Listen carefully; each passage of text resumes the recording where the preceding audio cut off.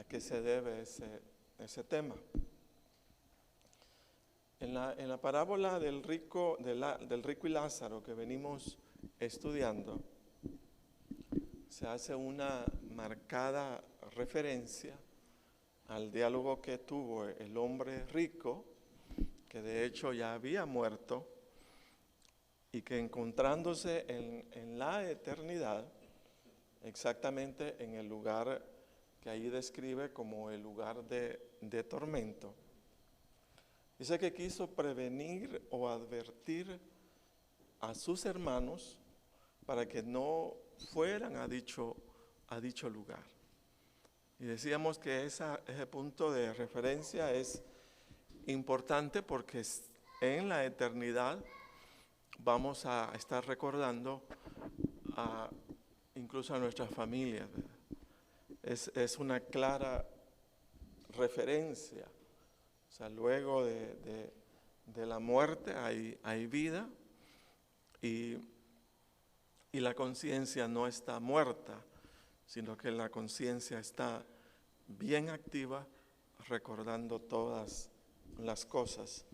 Entonces ese anhelo de prevenir o advertir a sus hermanos, aun cuando se trataba de un anhelo muy, muy bondadoso, muy genuino, dice que no tuvo ningún resultado. Y no tuvo ningún resultado puesto que era imposible que la comunicación entre personas que están en la eternidad y personas que viven físicamente pueda ejecutarse. Por eso decíamos el día domingo que no existe tal comunicación entre muertos y vivos, como algunos lo refieren y lo enfatizan o lo practican, pues a través de la invocación de los muertos en sesiones espiritistas, ¿verdad? Donde según lo mira uno por la televisión, hay un medium que le llaman, que es quien recibe la visitación de ese espíritu de la persona muerta, y él comienza a hacer uso de su cuerpo, de su voz, representando al espíritu y entendiendo lo demás, que es la tía, la abuelita o la mamá que ya murió, el que se está comunicando con uno. Entonces decíamos que esas son prácticas abominables delante del Señor. Y lo único que tienen de fondo, si usted es curioso y alguna vez busca, se va a meter en un gran lío. Porque hay muchos, o sea, que después de una sesión espiritista quedan endemoniados, así como lo es. O sea, quedan hasta locos, ¿verdad? Producto que se han contaminado de espíritus, de demonios, pues, más bien, no son las familias, no son los tíos, su tío, su abuelita, que la quería mucho, lo quería mucho. Ellos no se pueden comunicar con nosotros. Amén. Entonces, una de las cosas bien claras que refiere eso. Entonces, el rico insistió, fíjese, preguntando si era posible que alguno de los muertos, de los que ya habían muerto, fuera y predicara a sus hermanos. Mire, predicara a sus hermanos. Y la respuesta que tuvo del padre de la fe, Abraham, que estaba allí, se relata que estaba allí, como símbolo, ¿verdad?, del hombre de fe,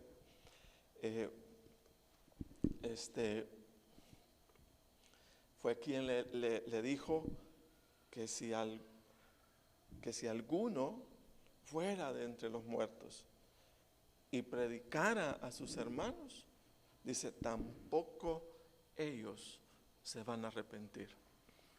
Imagínense la postura que usó, ¿verdad? Ni aún las experiencias espirituales con los muertos, haciendo en el caso, ¿verdad?, a las personas no convertidas, influenciarlos, diciéndoles, ¿saben qué? Yo, usando la imaginación, pónganle ustedes que algunos de nosotros, bueno, yo mejor para no decir, imaginen que yo me muero Estoy allá y ¿cómo desearía que mis hermanos se convirtieran al evangelio, que escucharan la predicación?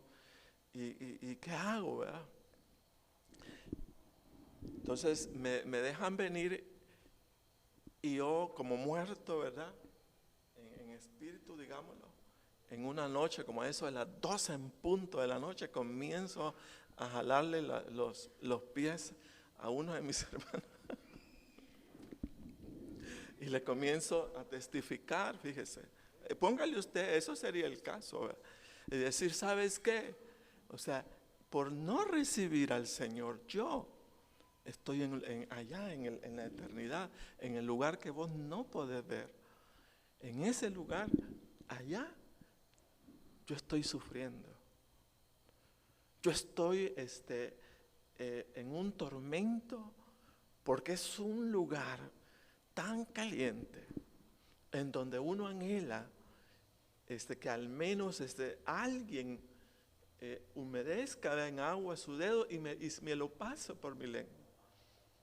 Yo estoy anhelando, estoy deseando salir de ese lugar y no puedo.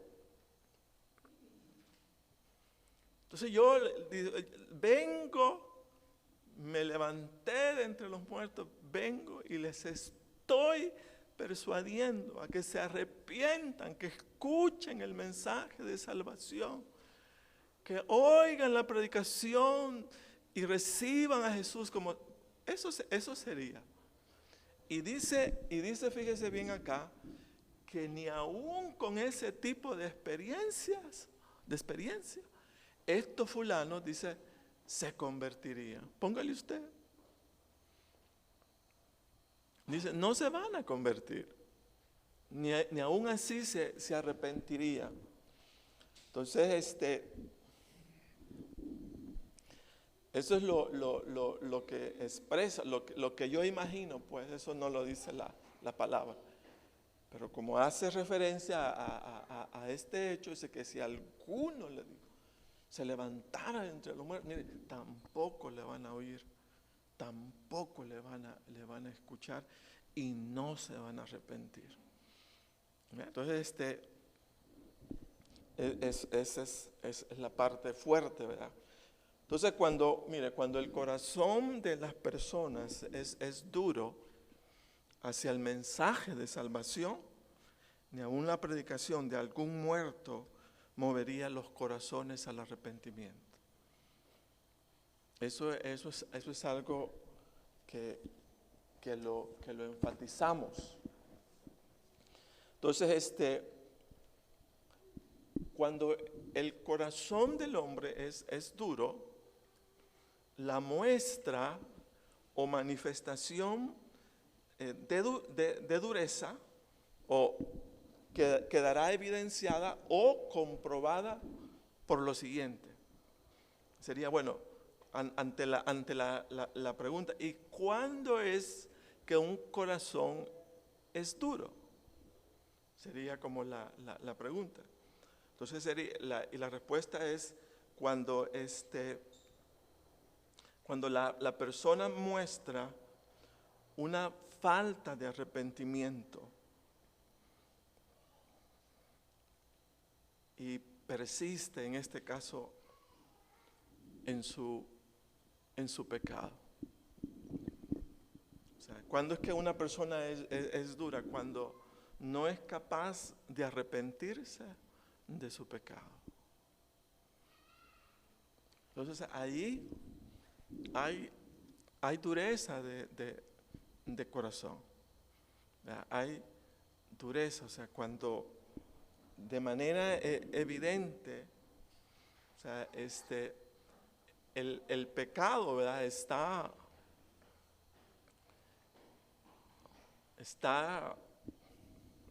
manifestándose. Entonces la persona muestra una falta de arrepentimiento. La falta de arrepentimiento es la evidencia de que una persona, óigase bien, es dura de corazón. ¿Verdad? Porque a lo mejor vamos a relacionar el punto de la dureza con eso, con algo que es duro, con algo sólido. Pero en el caso de un hombre o una mujer, ¿cuál sería ese punto de la evidencia? ¿Cuándo es que una persona es dura, pero dura de corazón? Entonces, cuando muestra falta de arrepentimiento por su pecado. Es simple, ¿verdad? Es bien simple. Entonces vamos a decir que no hay nada que cueste más, fíjese, no hay nada que cueste más al hombre o la mujer que reconocer el pecado, arrepentirse de él y seguir por el camino nuevo de la fe. O sea, es como la batalla más dura o la batalla más difícil que tiene una persona, fíjese bien, cuando se trata de venir al Señor, cuando se trata de confiar en el Señor. Y fíjese que a mí me llama mucho la atención que cuando Abraham le dijo, ni aún de entre los muertos, si alguien se levantara de entre los muertos y les predicara, dice, tampoco se arrepentirían. No dice tampoco dejarían de creer, sino se arrepentirían. Eso significa que nosotros podemos decir que creemos, pero no arrepentirnos de nuestro pecado. Y quiero decirle que es precisamente ese punto. Decimos, sí, pero yo creo, dice, yo creo en el Señor, y todos creemos en el Señor.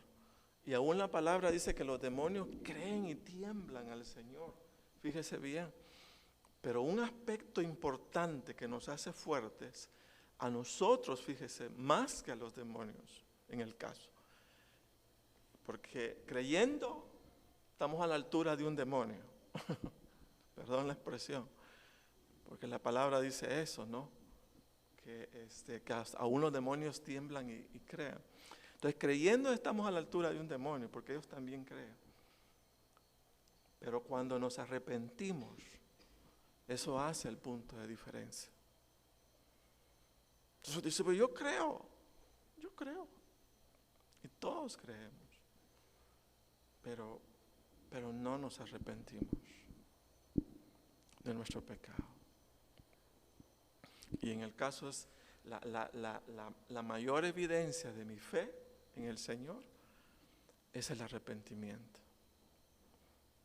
¿Sí? Entonces esa parte sí es bien importante. A mí me llama mucho la atención porque no le dijo, ¿sabes qué? Si va no van a creer. No le dijo, no van a creer. No se arrepentirán. Porque el mayor problema del hombre, fíjese bien, es el arrepentimiento. Es el arrepentimiento. Esa es la parte. Entonces,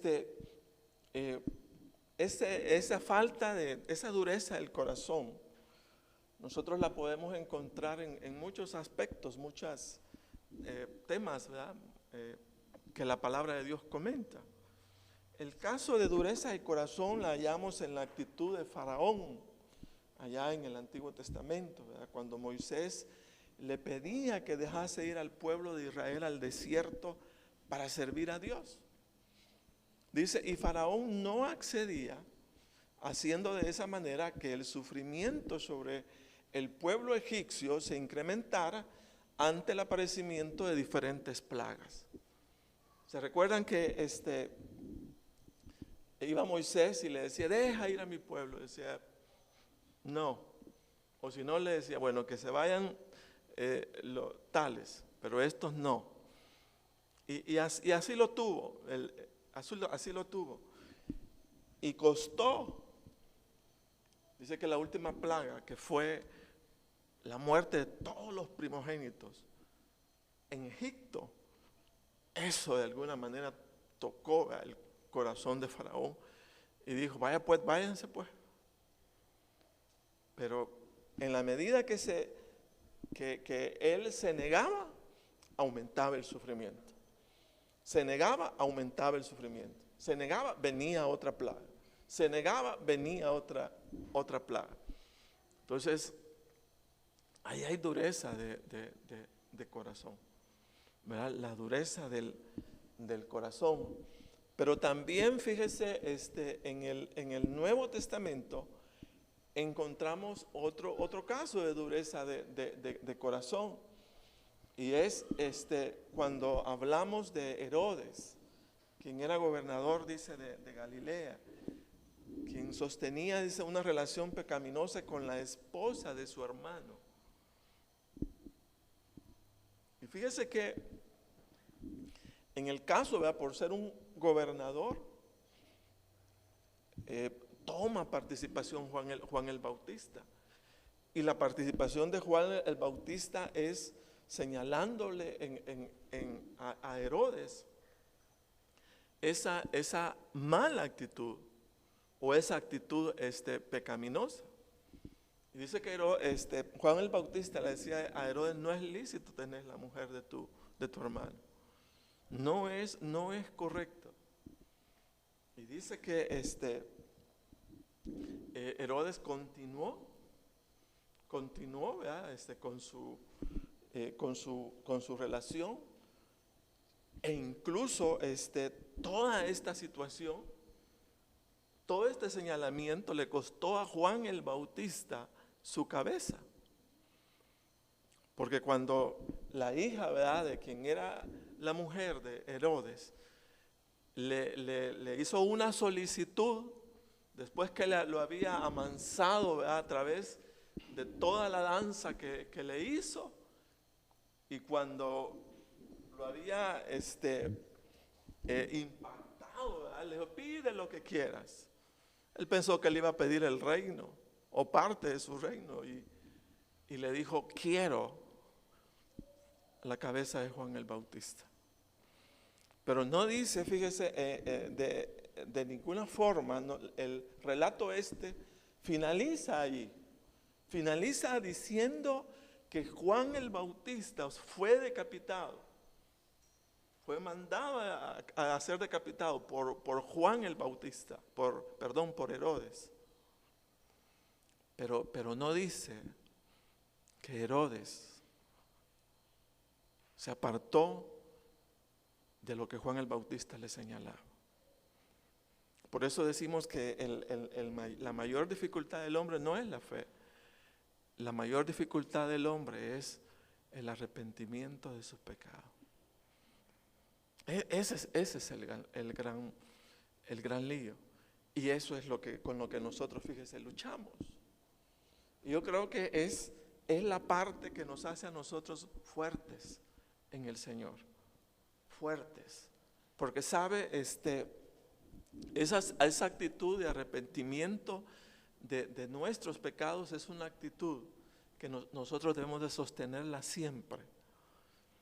Todos los días, si es posible, nosotros necesitamos, aún conscientes o inconscientes de lo que obramos, a manera de mantener, fíjese, una postura de limpieza de nuestro corazón, necesitamos practicar el arrepentimiento de nuestros pecados. ¿Y cómo lo hacemos?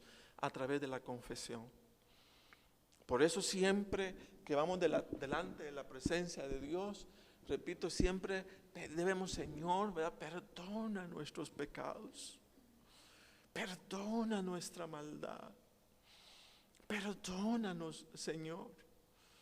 ¿Por qué? Porque, insisto, hay cosas que son evidentes y hay cosas que no son evidentes. Y con el objeto de mantener una buena armonía, una buena relación con el Señor, que de hecho, desde que venimos a Él ya es parte de nuestra vida, ¿verdad? Él se hizo parte ya de nuestro ser. Ahora ya tenemos, no solamente podemos platicar con la esposa, no solamente podemos platicar con los hijos, ahora podemos platicar con alguien que no lo vemos, pero que nos oye y que necesitamos tener una buena relación con Él.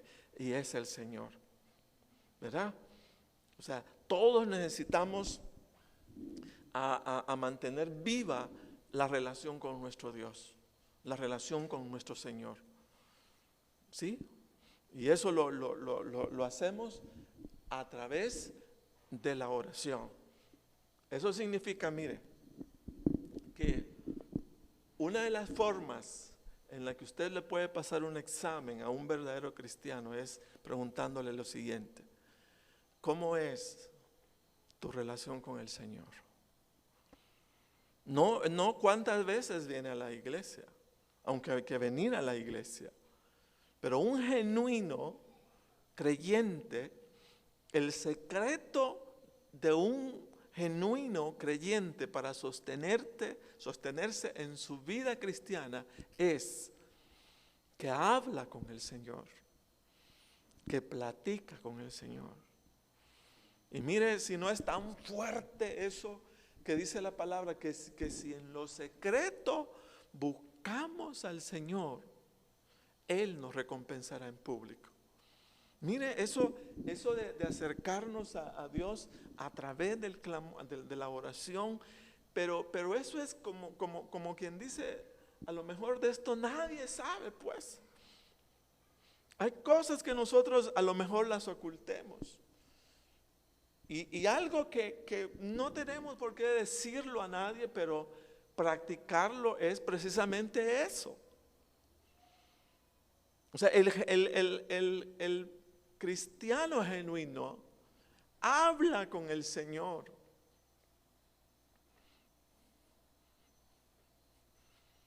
Habla con Dios. ¿Por qué? Porque de ahí se nutre. De ahí sale con fuerza. Fíjese. Entonces, agregamos a nuestra asistencia a la iglesia, le agregamos la comunión con el Señor. Y en esa comunión siempre estamos, ¿verdad? En el momento preciso, siempre diciendo: Señor, perdona nuestros pecados. Perdóname, ¿verdad? Porque hoy pensé mal, hoy hablé mal, hoy sentí mal. Y de mis sentimientos, de mis pensamientos, de mi boca, de lo que veo, de todo ello, necesitamos arrepentirnos. ¿Sí? Entonces, mire, y eso se lo cuento, ¿verdad? Porque en nuestra fuerza, ay, Señor, se me olvidó. En nuestra fuerza, ahí hay fuerza. Si usted mira a un creyente siempre bien paradito, siempre bien animadito, es precisamente por eso. Porque platica, porque habla con el Señor. No es una persona desconocida del Señor, sino que lo conoce al Señor y lo conoce en la intimidad.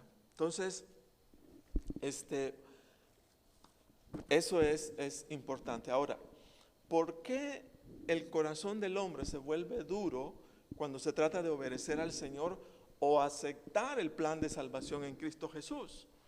Porque eso es lo que venimos viendo, ¿verdad? Si aún dice de entre los muertos alguno fuera y les predicara, no se van a arrepentir. Entonces la pregunta: ¿por qué el corazón del hombre se vuelve tan duro cuando se trata de obedecer al Señor o aceptar el plan de salvación en Cristo Jesús? ¿Por qué? Entonces, número uno, porque desconocen del sufrimiento eterno que espera a aquellos que se nieguen a la obediencia al Señor o al plan de salvación diseñado por Dios en Cristo Jesús. Lo desconocen. Muchos creen que esa verdad que la palabra menciona, que el Señor menciona en cuanto al sufrimiento eterno, para aquellos que rechacen la gloria del Señor, es una mentira. O sea, no hay tal eternidad, dicen algunos. Pero fíjese que en el caso, el mensaje que tenemos del Señor a través de esta parábola es bien claro. Fíjese, es bien claro. Y si el Señor lo dijo, es verdadero, es cierto. Entonces Él dijo que hay un sufrimiento eterno para aquel que rechace la gracia del Señor, así como hay un lugar de consuelo para aquel que en vida física abrace la fe en el Señor Jesucristo. Estos no son cuentos, ¿verdad?, de por ahí. No, o sea, es la revelación que el Señor da de lo que es la eternidad. Él lo pronuncia, Él lo dice, Él lo habla, y del Señor no puede venir una mentira, no puede venir una falsedad ni cosa semejante. Si Él dijo que hay eternidad, fíjese, de consuelo, y hay eternidad de sufrimiento, es porque hay eternidad de sufrimiento y hay eternidad de consuelo. ¿Sí? Entonces sí hay, y no, por el hecho de que no lo creamos, no se anula esa realidad. O sea, mi aceptación o negación, eso no destruye la verdad. La verdad sigue siendo la misma. Soy yo el que tengo problemas, el que tengo dificultades. Entonces, y no solamente en esta parábola, fíjese, tenemos referencia a este destino de sufrimiento, sino hay otros muchos pasajes hablando del fuego que arde y no se consume, sobre el que permanece en el lugar de tormento o en el infierno, como refieren en otro aspecto, que es infierno es igual. Es una eternidad en sufrimiento, simplemente. Entonces, por ejemplo, el Señor dijo en Mateo 8:11, y os digo que vendrán muchos del oriente y del occidente y se sentarán, dice, con Abraham e Isaac y Jacob en el reino de los cielos. Mas los hijos del reino serán echados a las tinieblas de afuera. Allí será el lloro y el crujir de dientes. Hay otras referencias. Mateo 13:40 dice: de manera que como se arranca la cizaña y se quema en el fuego, así será el fin de este siglo. Enviará el Hijo del Hombre a sus ángeles y recogerán de su reino a todos los que sirven de tropiezo y a los que hacen iniquidad, y los echarán en el horno de fuego. Ahí será el lloro y el crujir de dientes. Nuevamente hace mención. Marcos 9:43 dice: si tu mano te fuera ocasión de caer, córtala. Mejor te es entrar en la vida manco que teniendo dos manos ir al infierno. Y luego dice, detalla que es infierno, dice al infierno, al fuego que no puede ser apagado, donde el gusano de ellos no muere y el fuego nunca se apaga. Entonces ahí está la referencia. Y Pablo también hace referencia a ello y dice: porque es justo delante de Dios pagar con tribulación a los que os atribulan, y a vosotros que sois atribulados, daros reposo como nosotros, cuando se manifieste el Señor Jesús desde el cielo con los ángeles de su poder, en llama de fuego, dice, para dar retribución a los que no conocieron a Dios, ni obedecen el evangelio de nuestro Señor Jesucristo. Luego dice: los cuales sufrirán pena de eterna perdición. Fíjese, sufrirán pena de eterna perdición, excluidos de la presencia del Señor y de la gloria de su poder. Entonces también Pablo hace referencia, aunque quien estaba relatando, ¿verdad?, lo que miraba, porque él conocía todas las cosas, era el Señor. Entonces, muy confiadamente el cristiano puede testificar y decir, ¿verdad? Hay eternidad. Primero, sí hay eternidad. Y hay eternidad de sufrimiento Y hay eternidad de consolación en el Señor. Y por eso es que se predica la palabra hoy día. Por eso decíamos el domingo que todo creyente es un profeta. Somos un profeta. Somos profetas.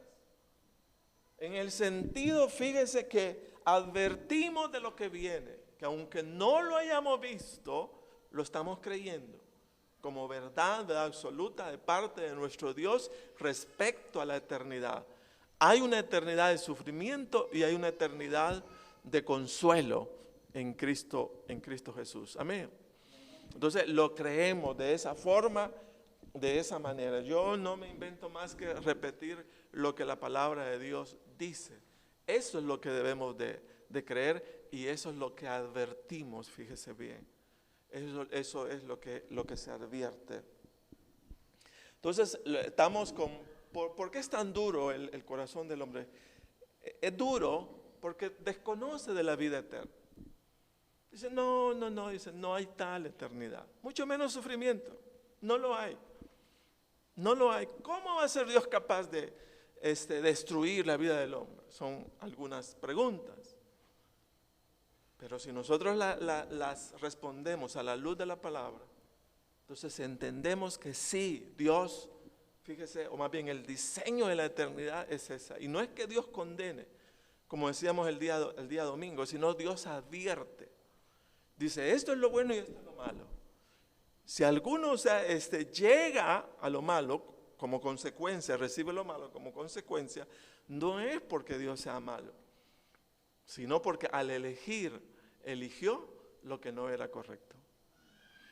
Pues sí, porque de repente algunos piensan, es que yo no creo porque Dios está en medio de todo eso, me tiene así.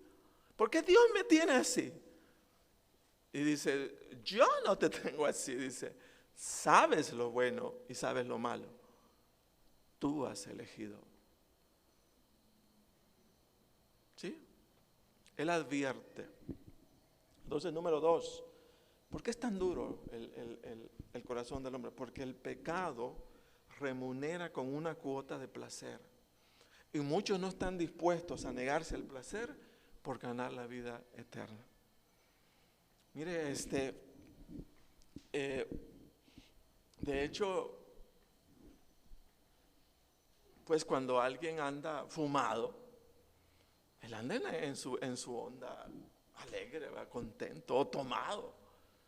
Lo disfruta, pues. Se alegra. Yo recuerdo que tenía unos compañeros que ellos en la universidad, yo creo que no había día, ellos su modo de vida normal ya estaba habituado a la marihuana, pues, y a otro tipo de... Entonces ellos, el no hacerlo no era normal, el hacerlo era normal porque era parte de la vida cotidiana. Pero luego estaban ahí jalándole, ¿verdad?, al polvito blanco y yo le digo, mira, ¿y cómo es que le entran a eso con tanta libertad? Entonces me dice, es que esto es rico, es que esta onda, me dice, de la droga y de todo, es riquísimo. Es otra onda, es otra. Entonces, eso, porque el pecado remunera con una cuota de placer. Y muchos no están dispuestos a sacrificarlo por tal de ganar, fíjese, a Cristo. Entonces, ¿qué pasa? Se vuelven de corazón duros. Entonces, ¿cómo voy a dejar eso? ¿Cómo voy a dejar de practicar tal cosa? No, hombre, si esa es mi alegría, ese es mi gozo. Y ahí dice. Entonces se vuelven duros de corazón. Mire, la palabra del Señor testifica de Moisés, fíjese. Y dice lo siguiente, por la fe Moisés, hecho ya grande, rehusó llamarse hijo de la hija de Faraón, escogiendo ser maltratado con el pueblo de Dios que gozar de los deleites temporales del pecado, teniendo, dice, por mayores riquezas el vituperio de Cristo que los tesoros de los egipcios, porque tenía puesta la mirada en el galardón. Dice que para Moisés, ¿verdad? Ser ese Moisés que la palabra refiere como un hombre manso, dice. Y de eso Dios da testimonio de él. Dice, no hay hombre tan manso como Moisés. Pero dice que para llegar a ese punto, la referencia que se da de este hombre es que tuvo la oportunidad de gozar, dice, de todos los deleites que le ofrecía el ser el hijo de la hija de Faraón. Pero dice que él prefirió, dice, tuvo como de mayor riqueza el vituperio, el menosprecio, ¿verdad? Del sufrimiento de Cristo, que los tesoros de los egipcios. Y él dice, porque tenía puesta su mirada en el galardón del Señor. Entonces, quiero decirles que la vida en el Señor nos va a representar dejar muchas cosas. Ir limpiando, ¿verdad? Porque uno no sabe conforme va creciendo, y si no tiene referencia de la verdad, no hay referencia de la verdad en la casa, ¿verdad? Por diferentes formas, uno se viene contaminando de muchas cosas. Y cuando llega al Señor, llega contaminado. Porque uno practica muchas cosas que son pecados, pero que uno no las sabe. Pero cuando comienza a recibir luz del Señor, uno se va dando cuenta, y esto no es así, o sea que no es así. O sea que esto no es como me habían dicho. Entonces comienza, pero no solo comienza a identificar, sino que comienza a renunciar.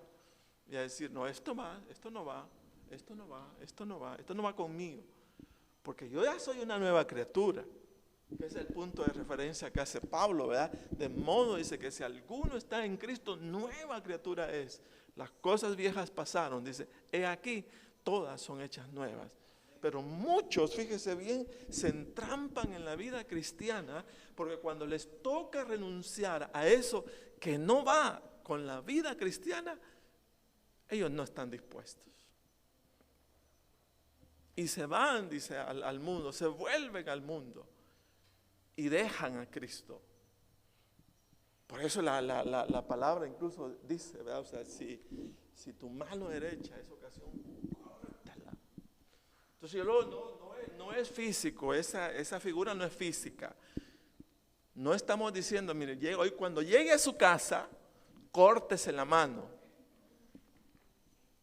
Yo lo que entiendo es que el dejar aspectos pecaminosos nos va a causar dolor, pero es preferible ese dolor por renunciar a algo que dejar a Cristo nuestro Señor. Mira, porque cuando dejas algo es como que te quitaras una mano, ¿verdad? O sea, mira, tanto que me iba bien, ¿verdad? Robándome todos los vueltos del lugar donde trabajo. Me iba bien. Si con eso completaba mis gastos. Y ahora resulta que me dicen que soy un ladrón y que tengo que dejar eso. Cuando esos $50 que me entraban me van a hacer falta en mi presupuesto. Una bonificación. Entonces dice, aunque te duela, córtalo. Córtalo.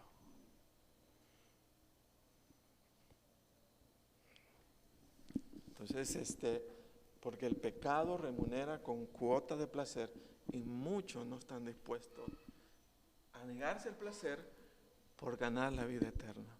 Pero nosotros lo entendemos, ¿verdad, hermano? Sí, lo captamos. O sea, dolor, va a haber dolor. Pero es mejor ese dolor que el dolor del infierno. Es mejor ese dolor aquí y ahora, porque al final pasa que el dolor que vamos a tener en la eternidad, el cual, aunque deseamos que pase, no va a pasar, no se va a quitar, ese es perenne. E imagine usted, yo no sé, pero ¿cuántos han tenido dolores de muela? Ay, qué cosa más difícil. Cuando hay dolor de muela, dolor de oídos u otras cosas, ¿verdad? ¿Qué dolores? Yo tuve dolor de riñón por cálculos, ¿verdad? ¡Qué dolor! Ni sentado, ni parado, ni acostado, ni envuelto, ni desenvuelto, nada me quitaba ese dolor.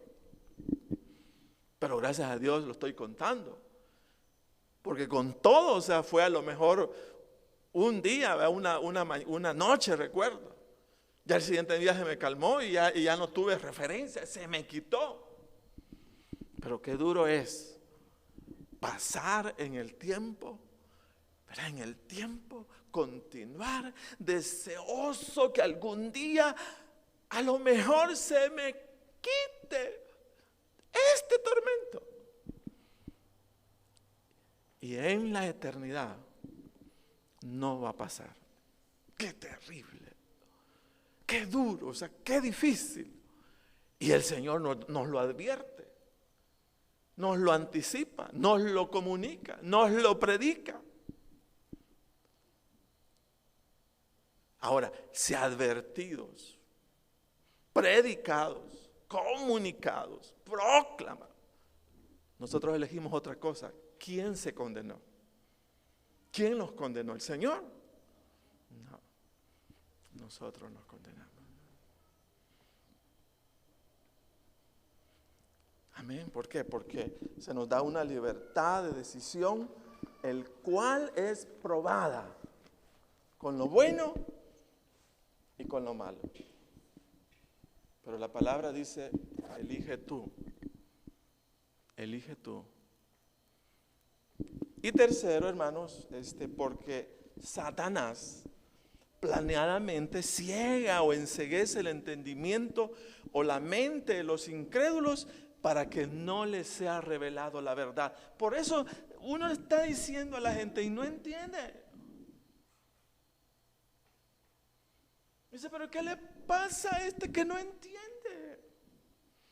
Y es cierto, no entiende. No entiende. Pero dice, ¿de dónde le viene eso que no entienda? Oiga lo que dice la palabra.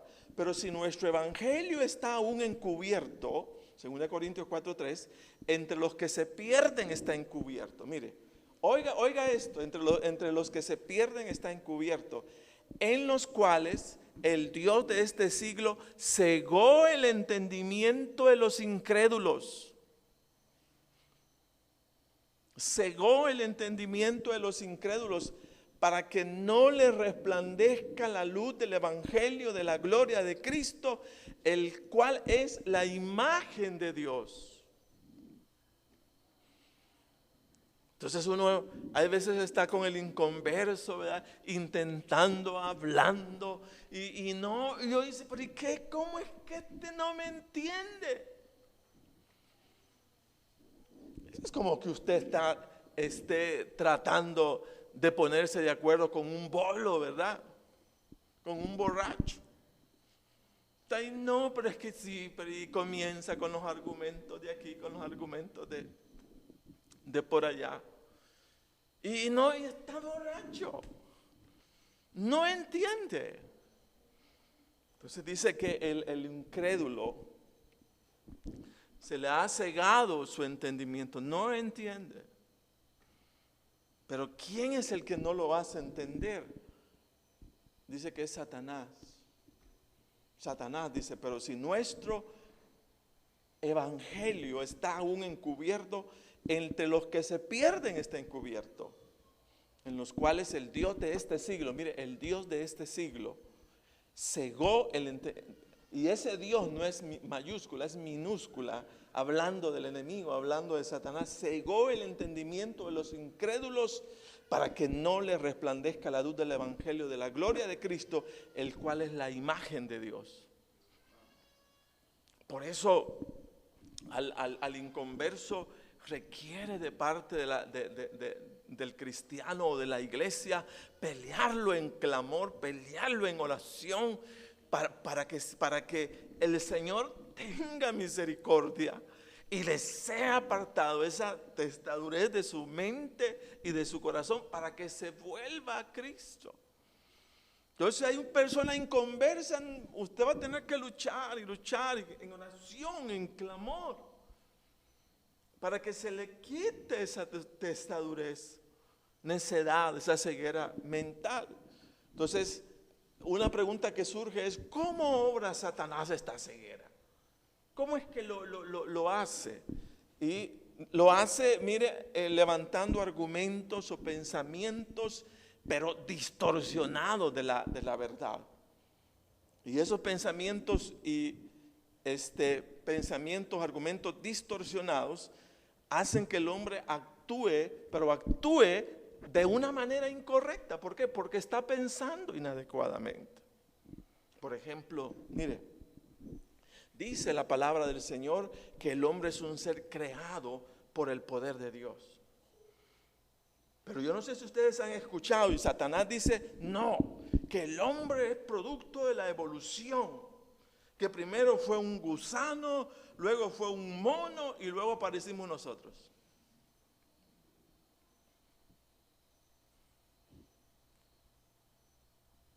Mire, y esto se enseña en las universidades.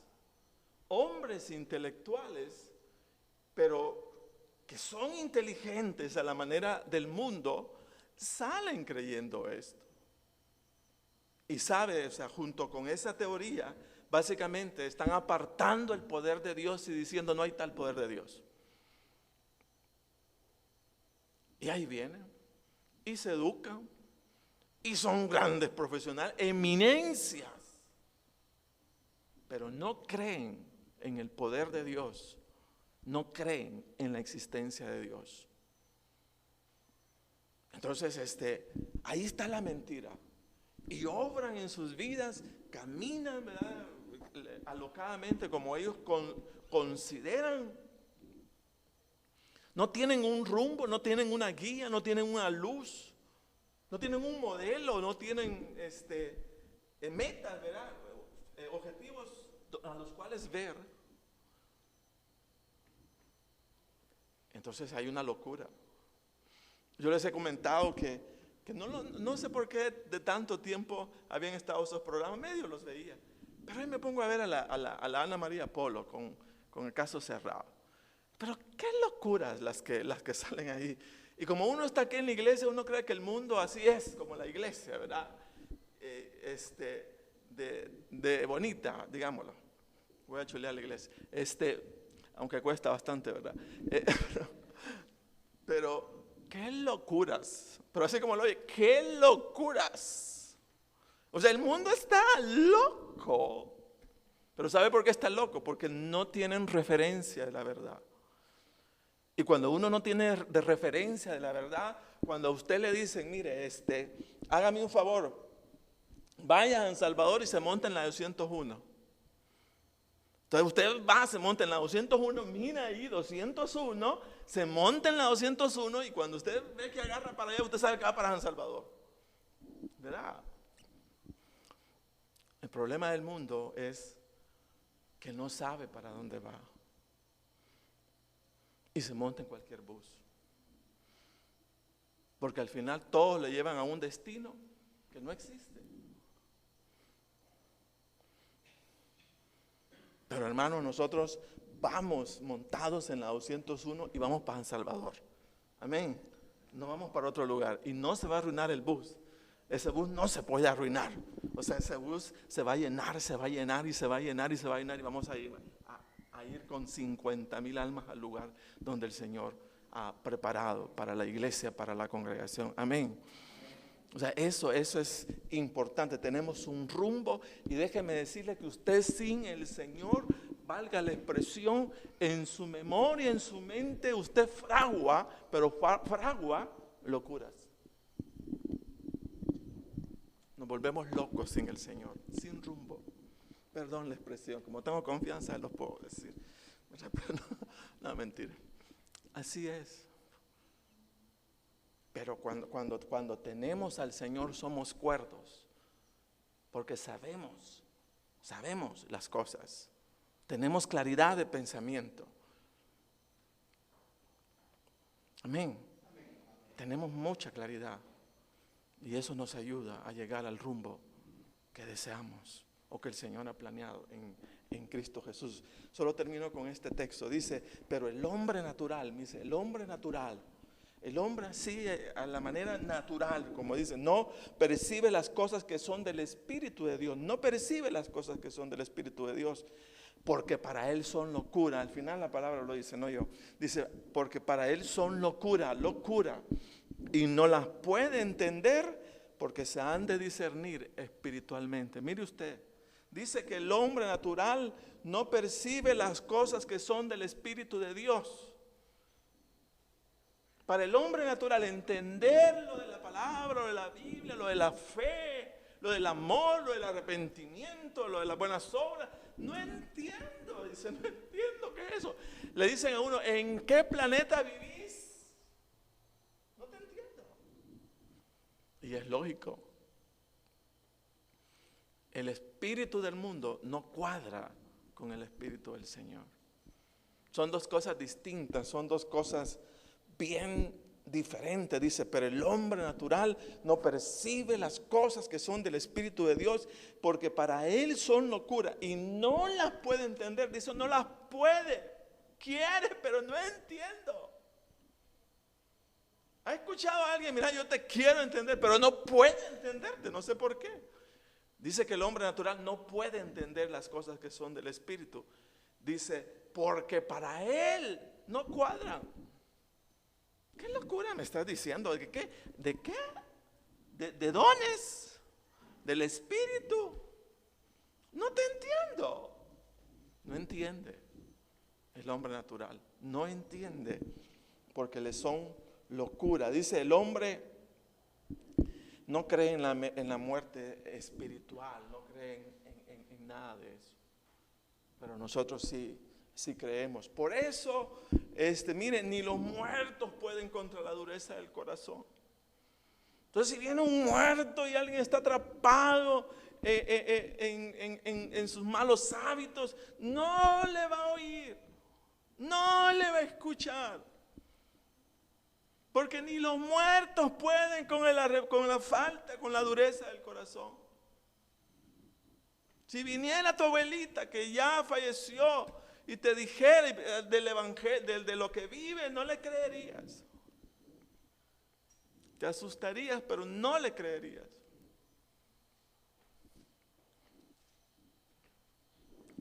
Pero nosotros creemos al Señor, creemos a su palabra, amén. Y creemos que todo lo que dice la palabra de Dios es verdadero. Amén. Hay verdad en la palabra, es lo real, es lo más real que puede haber, lo que la palabra de Dios dice.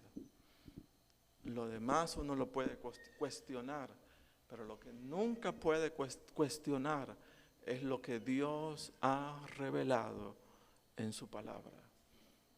Eso lo único que uno puede hacer es aceptarlo, porque ¿cómo me voy yo a poner a discutir con Dios, hermano? Eso es una locura. Cuando Job quiso de alguna manera cuestionar a Dios, hay algunos capítulos en Job que comienza a preguntarle, ¿sabes qué? ¿Cuánto estaba yo cuando paría la no sé qué? ¿Dónde estaba vos?